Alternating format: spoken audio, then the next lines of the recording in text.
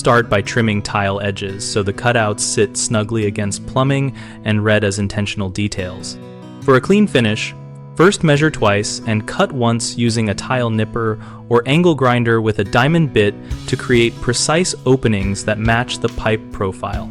When possible, use a split pipe, flange, or collar that clamps around the pipe and covers the raw tile edge. These give a mechanical cover and make future service easier. If a collar is not available, cut the tile so the gap is uniform and small. Then back butter a thin layer of thinset on the tile edge, so it sits flat and stable against the substrate. After setting the tiles, trim any protruding substrate or drywall, so the tile faces are continuous and not pushed outward by bulk behind the tile. For the visible finish, pack color-matched grout into the narrow gap for visual continuity, or use a high-quality silicone sealant in a contrasting or matching color for a softer transition.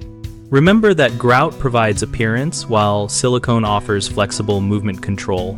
Finally, clean excess material and tool the joint with a rounded finger or grout float to leave a smooth, professional bead that sheds water and reads like an intentional trim detail.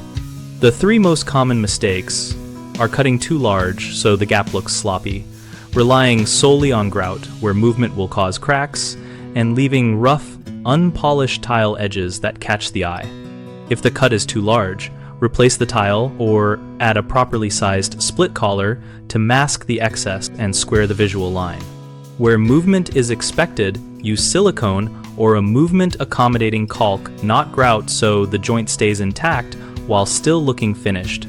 For rough edges, file or sand the cut with a diamond pad and finish with a colored caulk or grout to blend the edge and prevent chipping during use.